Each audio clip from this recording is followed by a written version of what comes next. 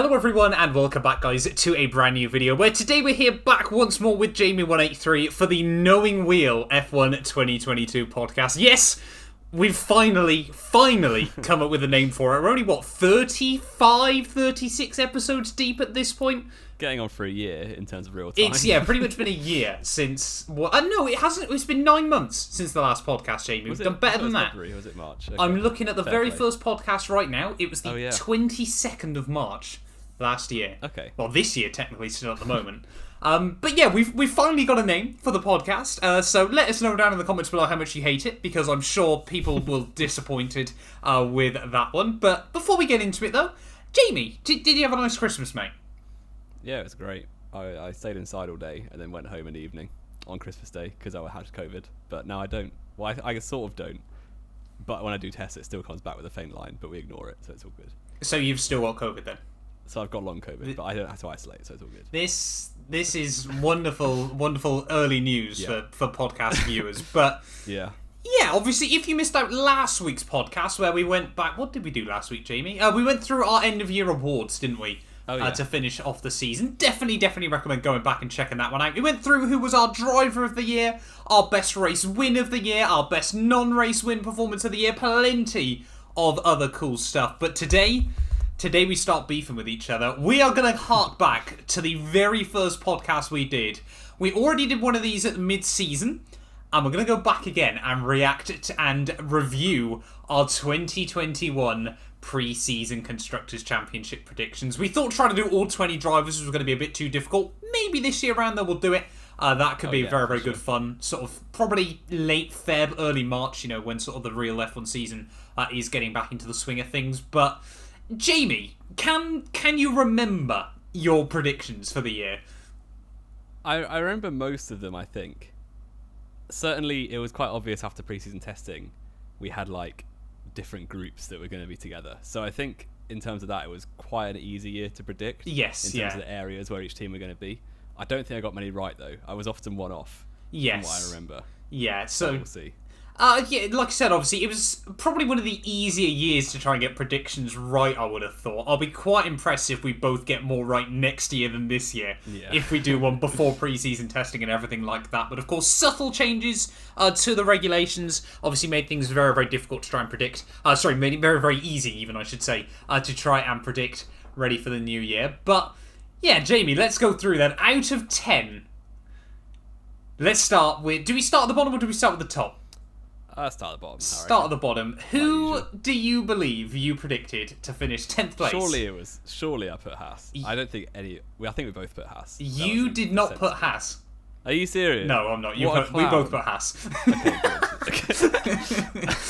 That was the most obvious thing all season, that Haas were going to come last. Yes, yeah. I mean, 2 rookies. It was never going to be a particularly easy year for Haas. Of course, they'd already said pre-season that they hadn't put any sort of development into the car. It was and good. Car was already rubbish the year before. Exactly. It was pretty much a tin pot by the end of last year. It was good in the sense of us Haas fans, I suppose. I've always liked to see Haas do well. A bit less this year, obviously. I'm not huge fans of them. Yeah, I know you're not, but I got a signed hat somewhere still, so I'm all up the boys. That's all it takes to buy my loyalty in Formula 1 is a signed hat.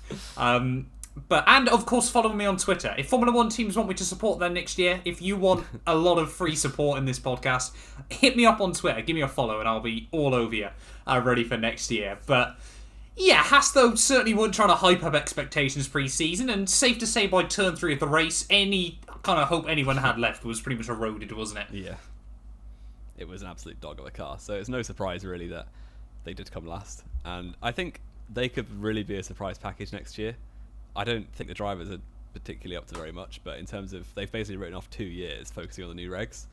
So that's probably longer than most other teams have. Obviously, they're a small team. Yeah. But still, they could make a big jump next year, and it'd be quite cool if they do, but I would be quite surprised as well. Yeah, I can't see us getting to Abu Dhabi and someone going, and Mick Schumacher wins his 4th Formula 1 race of the year just yet. But we'll wait and see. We'll wait and see about that. And I think, the most important thing there, like you've touched upon, is the fact neither of their drivers fill us with a huge amount of confidence either, do they?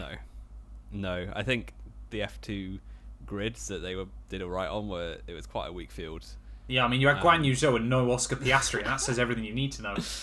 Or Zhou's going to beat Bottas next year, so it's calm. Behave. Take back the title. Oh, dearie me. Dearie me. But yeah, no, so I mean, obviously, Haas, it'll certainly be intriguing to see what they can do next year. But I'll be honest, I haven't got massively high hopes still. I think we both sort of said, haven't we, before, that they're probably going to be out of the sport by 2026. But if fingers next year crossed. fails, then yeah, yes, they will be. yeah, definitely. So there we go. We're one apiece early on then. Next up, Jamie, P9. Who did you predict? I think I put Williams below Alfa Romeo. You are absolutely correct. We both put Williams below Alfa Romeo, so that is nil point. They should have. Alfa Romeo had the car to beat Williams this season. Most of the year, yeah. Yeah, just Williams got obviously a hot streak in like August, was it? Hungary, wasn't it? It was just before the summer break, yeah. Where they scored obviously 2 lots of double points, quite luckily in both occasions. Yeah. But yeah, I think Williams was probably, especially in qualifying, was generally quite good. But Alfa Romeo was quite good in qualifying as well. But then I think Alfa threw away many chances with poor strategies or just messing up races when they were on good ones, or like the races where mental stuff happened, like in Imola, or trying to think of some others, like in Belgium or Hungary. They were just so poor. Yes, yeah. There's opportunities there, and then that's where Williams picked up the points, and especially Hungary. They had a couple of decent races towards the end of the year as well, didn't they? Of course, yeah, Mexico, Kimi scored 4 points. Their Giovinazzi probably could have scored that weekend as well. But I mean, when you look at the gap between Williams and Williams and Alfa Romeo, even 10 points at the end of the year. When you're talking sort of 20 points, is quite a big gap. But that could have easily been recovered had a few more races. Giovinazzi probably lost a good sort of 5 or 6 points here or there from like a point or two here. Zandvoort was probably a good example of that. I don't think he scored points there when he started inside the top 10. Monza as well was another really good example of that, where he got he crashed himself out on that one. And even just those 2 races could have made the difference between Williams and Alfa Romeo. But Alfa Romeo, again, I know you're going into next season with a lot of confidence behind them, rather naively or not, that is left to be decided. But I think they'll beat Williams next year. Do you? They've got better drivers than Williams, for sure. That's not even me being biased. Yeah, no, worryingly, they're probably not much in it. I mean, you've got 2 money frauds and then 2 just normal frauds, don't you? Wow, the slander of Guan Yu Zhou is starting already. We're not even into 2022 yet. It started months back, mate. Yeah, it did, to be fair. No, I think Bottas will do well. He was obviously... I'm going to clip that. I think he would do all right. I'm not going to say he's going to get podiums or what, but it would do better than Raikkonen has been doing, for sure. So... I don't think he's going to be much better than Raikkonen, I'll be honest. We have faith in Alfa Romeo. We like Sauber. I've always liked Sauber, to be fair. I mean, we all like Fred Vasseur. Yeah. I want to see him in the car. Yeah. But yeah, we hope. I also found out one of my friends who I play Rocket League with went to school with Guan Yu Zhou this week, so that's quite fun. There's a fun fact. That is certainly a fact. I debate how fun it is, but that is definitely a fact. Right, so there we go. Then we've both got nil point there. We've already touched upon then P8 and P9. So yeah, currently we're 1 for 3 each. Our bottom 3 teams are all exactly the same. In fact, there was only one difference between us over the course of the entire thing. Yeah, there was only 2 teams that were swapped around, which I think we both already know as well. Then, so let's jump up. Then, obviously, we've gone through 10th Haas. We both put Williams in 9th, Alfa Romeo in 8th. Obviously, we've just touched upon. Anything to add about Williams for next year, Jamie? I suppose. I think their trajectory was decent this year. Like, their car was clearly not a wheelbarrow, which it was 2020 and 2019, really. It was a wheelbarrow towards the end again.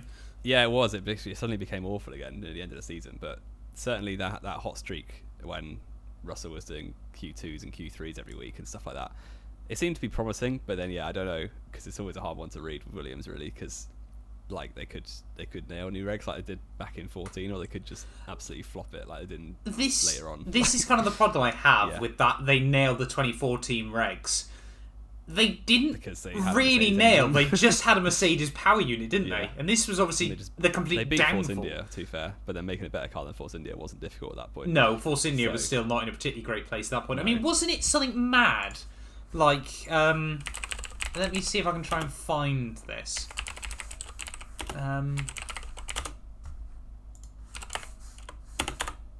What I'm trying to find. There was a comparison, but I can't remember which years it was.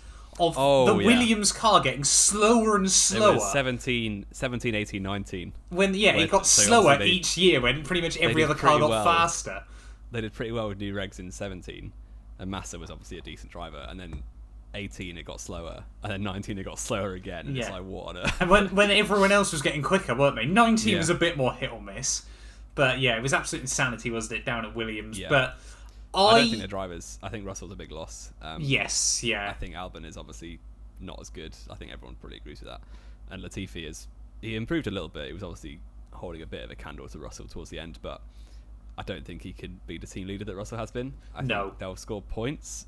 Maybe, obviously it's super hard to tell in December before the season even starts, but I don't think they'll be quite as good without Russell. No, exactly. Russell is a huge loss to him as well, isn't he?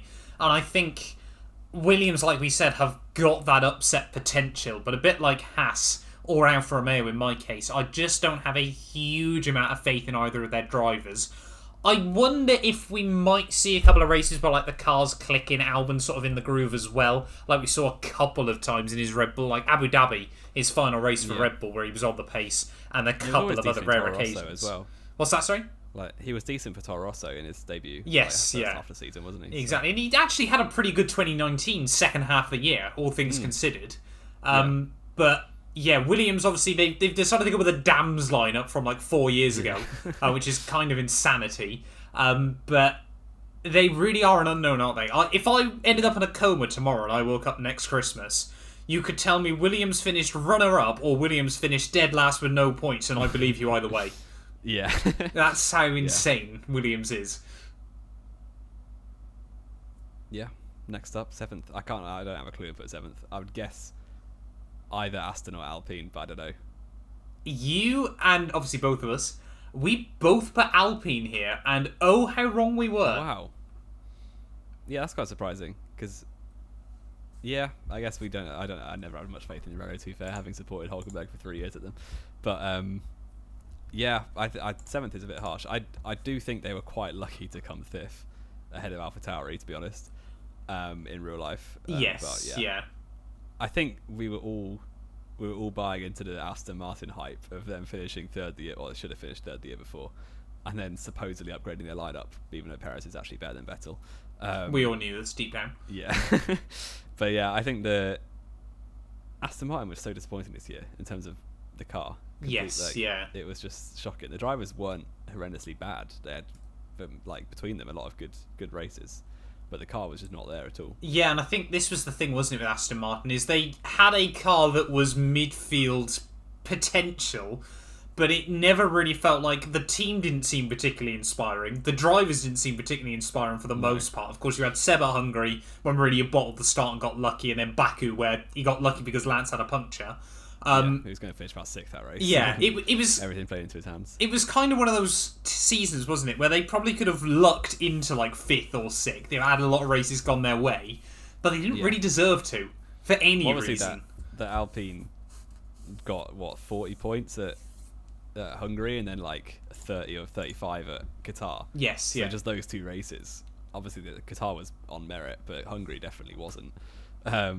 And between those 2 races, they've immediately, basically, that's how they beat AlphaTauri, just by those very hot places. So I guess Aston Martin could have had the same thing. Had they got lucky one weekend, say in Baku, I don't know, Perez and Hamilton crashed at turn 1 on the restart or something. Suddenly are looking really good. But yeah, it didn't quite happen for them. I'm sure they'll improve next year. I think that team has always done well. They don't go terribly for too long. No. When they were very first starting as Force India and that. Yes, but they should bounce back. They put a lot of infrastructure in before the price cap. And this was the thing, wasn't it? They want. Lawrence Stroll has put a lot of money into that team. The facility is very good now. Yes, yeah, we'll have to wait and see what Aston Martin can do next year. Whether that means down the line, they could be a team that looks towards German engineering for power units rather than Mercedes, which I know is a German company, but still very confusing. Whether it's going to be them or McLaren that really sort of try and stray away from Mercedes power is left to be decided. But Yeah, so it's probably better if we just go through these three again, isn't it, all together? So we both went Alpine in 7th, which of course was wrong. AlphaTauri we both got right in 6th. And then Aston Martin, of course, we got wrong again in 5th place there. But like we said, any of those three could have switched around at the season, had things gone their way. On raw pace alone, I think you're right in saying AlphaTauri should have been 5th this year. Yeah. But again... Gasly deserved to be. Yes, so. Yeah. Then again, it doesn't really matter to AlphaTauri, does it? No, not at all. They could finish 10th and be bleeding youngsters and they'd still be achieving their goals. Exactly. Again, it's just insanity. It's a very weird team to be a part of as a manager, I imagine. Well, I can't work out when you say that whether Franz Tost has got the best or worst job in the world. Yeah, because it doesn't matter at all to him. You must the problem is you'll kind of have no power. Yeah, you must be under exactly zero pressure, but also you really want to win, surely. And it's kind of what's the point of trying? Because as it stands, you're never beating Red Bull. Well, you shouldn't be, otherwise you're in trouble. You're literally, if you're too successful, you've defeated you're your screwed. Yeah, so they're never going to win the championship, obviously. They're sort of there just for the big one-off races, such as Italy in 2020, aren't they? Or 2008. Or 2008, the two race wins they've had as Toro Rosso / AlphaTauri. But yeah, it's a weird team to be a part of, but Gasly's doing very well. I feel like he's a bit of a placeholder. Like he's sort of both being used as a placeholder because Gasly has nowhere better to go, and AlphaTauri have no one young to bring in to replace him. Exactly. So there's no point. And this is the thing. I read an article today talking, obviously, with Pierre, sort of saying, 2023, I think, is going to be the year. Obviously, he'll look at where Red Bull are, I guess, as well. But he said, Perez is signed for next year, but after that, I want talks with him. Yeah, if he's not going to get into Red Bull in 2023, there's no point being AlphaTauri still. No, exactly. He's not going to win the race. I'm sorry. I'm trying to just rack through my head where he could go. I don't see him at Alpine with Ocon. No, because that's Oscar Piastri's. Even though Alonso has now said he wants to do another 3 years, and I'm just get away, old man. Go back to Dakar or something. I think the Mercedes second role would suit him very well. Can I see Mercedes getting Russell Gasly? Can I see that? That'd be a good lineup. I'm trying to. The problem is, there's nowhere really Gasly suits. What I can see him at Ferrari if Leclerc gets poached by Merc. I can't see Merc wanting. Leclerc is a Ferrari mainstay. I'm just trying to think. If he keeps losing to Sainz, though, it's very difficult. Yeah. Could I see Gasly at McLaren? Yeah, I could see it at McLaren actually. It's a sort of team will pick him up like they did with Sainz when he's just bored of being in Toro Rosso. Yeah. Well, I mean, Sainz has been all round the board, hasn't he? Yeah. It's insane with Carlos Sainz. But yeah, perhaps that'll have to be a podcast for another day of going through where Piastri could go in Formula 1. Piastri? He's a new one. What's that? You said Piastri then. Oh, yeah, I'm abbreviating now. Combination of got to try and save time Piastri on these. and Gasly. I meant Pierre Gasly more than anything, but Gasly. Okay. We're going with that now. Right. So 10th correct, 9th wrong, 8th wrong, 7th wrong, 6th correct, 5th wrong, 4th and 3rd, Jamie. We went different here. I can't remember which way around I put I know we both put Ferrari and McLaren. I think I probably put McLaren above Ferrari, and you didn't. You're absolutely right, and that's where the tables turn. So you're going to be in this. Brilliant. I get 2 points right there, and you get 0. Yeah, I think I vaguely remember me saying something along the lines of, I think McLaren should get P3 this year, but I can see Ferrari egging it.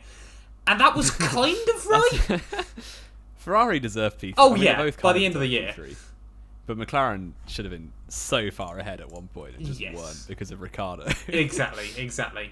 Like, you look at McLaren and you think, they finished 48 and a half points behind. That could have easily come in basically 2 races.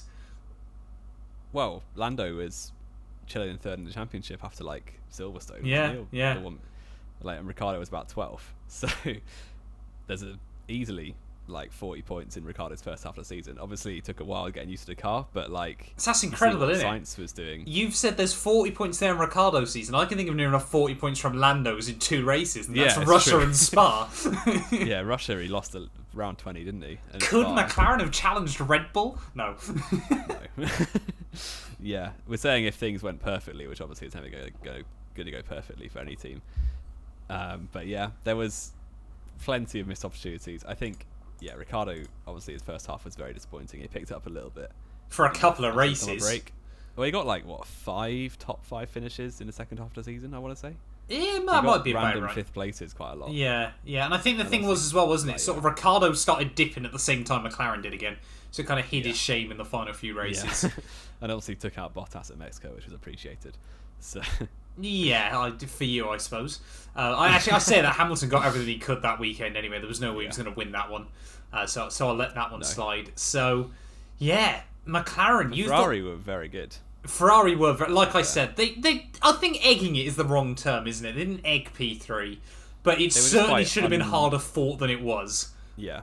They were just very quiet. It was almost the opposite of what Ferrari usually like, being really flamboyant and rubbish. They just actually went about their business very quietly and successfully. Yes, so, yeah. Fair play. And I think it was McLaren making all the headlines this year, wasn't it? Yeah. Yeah, and obviously Leclerc had those 2 pole positions, both caused by red flags, and then almost got a win in Silverstone.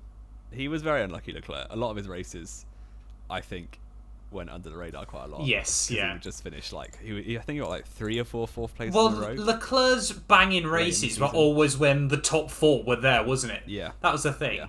Like, you look... That happened to Hulk back in the day all the time. We've given Leclerc a lot of stick this year, but he could have easily been sort of 3rd or 4th place in the championship, had a lot more races gone his way. Maybe not 3rd, but yeah, up there. 4th, sure. at least. He was only, 31 behind Perez, and you think 25 of that comes from Monaco. Ahead of his teammate, which everyone's laughing at him for. Yeah. But to be fair, Leclerc, as much as we like Sainz in his podcast, Leclerc is definitely the better driver. Leclerc is definitely the faster driver. Yeah. But Sainz just binned it in practice and then got away with it all the time. That's the whole point. Well, Leclerc does that as well, mate. Let's be fair. But then Leclerc also bins it in qualifying. Yeah, I think Leclerc is definitely the more potential world champion, in my opinion. And Leclerc is the one that's groomed to be a Formula 1 world champion at the end of the day. Yeah, but Sainz, he did an incredible job this year, so we rate him. Yeah, exactly. And I'm intrigued to see what Ferrari do with that lineup if they build a really strong car down the line. According to you, wasn't it the best lineup on the grid? I would still argue that. Right now, Ferrari have got the best lineup heading into 2022. We've got a big Charles Leclerc fan over here. Nope, so I just love me some Sainz. No, I just looked through and I think they're the only team with 2 drivers that I genuinely believe could battle for a world championship. Maybe Mercedes. I think Mercedes probably could, depending on how Russell... Exactly. It's the only team that I could say now with confidence. Yeah. But they'd obviously completely go about it very different ways. Leclerc would be the Senna, Sainz would be the Prost. Yeah. But there we go. So you got more points than me. 4 versus 6 so far. 2 more teams to go, Jamie. No, you're wrong. It's 2 versus 4. 2 versus 4. Sorry, You've spoiled the final. I have spoiled the final scores there, haven't I? Who do you think you picked for P2? I'm going to go ahead and say it was Red Bull. You're right. It was Red Bull. So yeah, and you put the same, yep. Which means that I didn't beat you, nope. And you beat me 6-4. I did beat you 6-4, like a proper Boxing Day football match. Not far away, only 6-3, but almost. Yeah, I think it was probably the most, it was quite obvious at the start of the season, or even in pre-season testing, that we could tell the way Red Bull go about things. They're much more about Verstappen than they are about a team. Yes. Whereas Mercedes are much more about a team. So even though we sort of hoped and thought that Red Bull might have a car capable of challenging, it still was fairly obvious to me, at least, that the Mercedes was a more consistent team, because they're obviously going to be sacrificing their second driver at all times at Red Bull, which was fairly common. It wasn't as common as I thought, and Perez did better job than... There wasn't so many situations where they could, were they? Yeah, I suppose. But yeah, Perez was pretty average, actually, until those 3 podiums in a row late on. You obviously got the win in Baku, podium at France, yep. And then his next podium was, round 16 or something in Turkey, I want to say, or maybe one before Turkey. Was it Turkey, or did Leclerc get a podium Turkey, there? No, Leclerc didn't, Turkey, USA, Mexico, he got 3 in a row. Yeah. So yeah, he was fairly average most of the season, and then suddenly became good in Abu Dhabi and screwed Hamilton, so we love it. But yeah, I think Red Bull second, Mercedes first was fairly obvious in the start of the season. I think you've got to be pretty bold to predict anyone other than Mercedes to win after 7 in a row. Got alarmingly close towards the end of the year, though. It was Mexico. Actually. There was what, like 1 point in it or 3 points in it, wasn't there much. at one point? Yeah, and Bottas underperformed and had quite a lot of reliability. Bad luck this season. But again, they were basically just setting Bottas up to work out what kind of a chili-powered engine they could run in the last few races. Yeah. When they were just giving engine pens every week. Exactly. So they could get away with it. Exactly. And it almost worked. It almost worked. It's a shame Michael Massey had other plans. You know, that Red Bull money under the table. But yeah, we'll see next year. We'll see next year.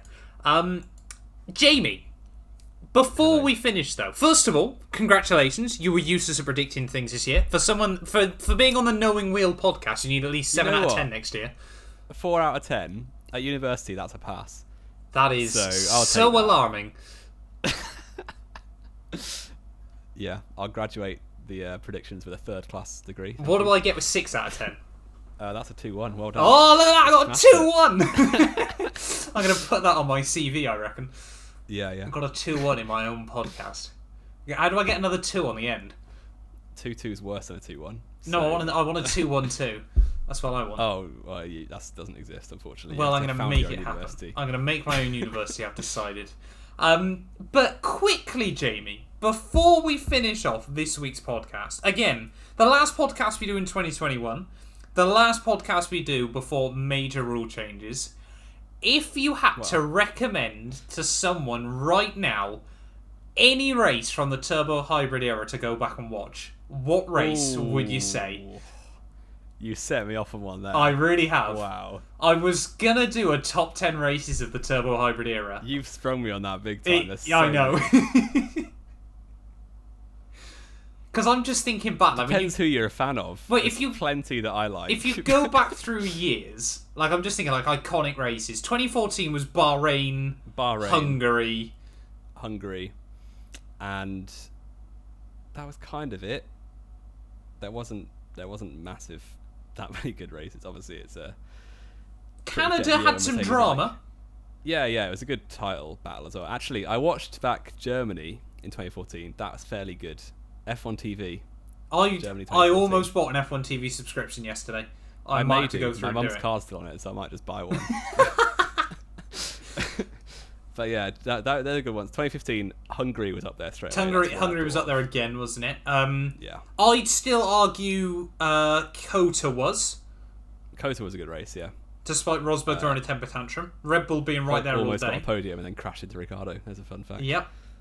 The spoiler, sorry. He didn't get a podium, but you probably knew that. Only you could try and give a spoiler for a race that happened 6 years ago. My mind, obviously, what I said is depends on who you're a fan of. One of my favourite races to watch back is Malaysia 2016. Because it was actually really good. Wasn't actually a particularly good race though, was it? If I remember correctly. It was. Rosberg had to come back through the field. The Red Bulls were battling all race, and then that was for the win. Rosberg did a cracking move on Raikkonen, and then got a penalty for it, which was rubbish. But yeah, I like that race. 2016 was generally really good. Like, not only saying that as a 2016 did have quite a few bangers, didn't it? Yeah. Like, the 3 tyre rule was brought in that year and everyone loved it. Yeah. So, apart from the qualifying in the opening 2 races. Oh yeah, forgot about that. I watched back a couple of days ago, like Pascal Wehrlein get like P15 at Bahrain. Back when Manor had hope. When they were rockets in the straight line. I miss Manor, man, honestly. Jolyon Palmer's on the grid back then. Yep, he was. Because I was going to say, probably the best race of all time was about lap 22, Singapore 2017. You know what? Hulk was actually getting a podium in that race, and I'm really annoyed about it. Because he ran out of air. Yeah, his car just broke on him when he was beating Bottas in a 2-hour-long race. Yeah, but so was Wehrlein. Bottas was 4th. Oh, was he? Got a podium. Not Wehrlein, even Jolyon Palmer. No, Palmer just overtook him at the start, but then he got back past. But yeah, everyone praises Sainz massively for coming 4th when Hulk was going to come 3rd. I'm fuming. Yep. But yeah. 2018 Germany? 2018, yeah, Germany was decent. It's slightly overrated, I think, because it was kind of dead until Vettel crashed. And then we had a fake. Should we argue one of the Baku's 17 or 18? Baku 17 was mental. I remember people saying that at the time. People were saying it was like the best race ever. Germany 2019, as much as it pains me, because another Hulk podium got That away. is a very good shout, even though Germany Hamilton had a 19 was a very shitter good as race. well. Yeah, it was an excellent race though. Very, very good.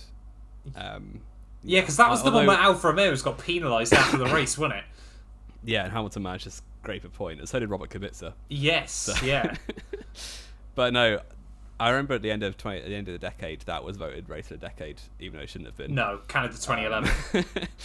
But a race I was at live was Austria 2019. Very, very good. I recommend that. Or Brazil 2019. I also recommend that. Basically, any race Verstappen wins before 2021 is probably really good. Yeah, Brazil 2019 was a good one. Austria 2019 was a good one. I'm trying to, because we had a few crazy races in 2020 as well, didn't we? We did, but they weren't crazy because they were exciting. They were just crazy because everyone crashed. Yeah. So come on then. I would. Final verdict. My favourite. What would I say? I would probably say Germany 19. But that race made me upset for like a week. I didn't want to think about F1. Just imagining Hulk in the barrier at that soapbox last corner. Fair enough. What a terrible time. But 2014, I recommend a lot as well. Yes. Some good races in Yeah. that. Bahrain especially. I haven't watched back Bahrain yet since the time because another Hulk podium got away. So there's a common theme there. There is a common theme, isn't there? Six Great races and podiums. Hulk bottling it. Yes, I smile through the pain. You do. But it's all over now. You do. So if you're saying the best race to go back and watch from the turbo hybrid era is the 2019 German Grand Prix, I would say so. you heard it here, folks. Anything else to add from you then, Jamie?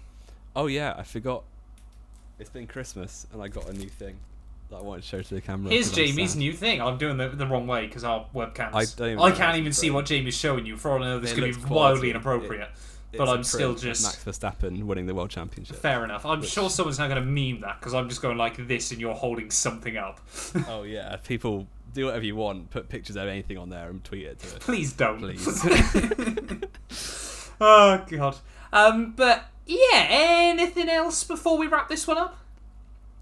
I don't think so. No, But it's been a good year of Knowing Wheel. it I'm has. sure Yeah, the Knowing Wheel podcast. We've got a Everyone name. feels informed of the wheel. Exactly. Everyone now knows Wheel thanks to us. Yep. Of course, we'll be back in the early next year.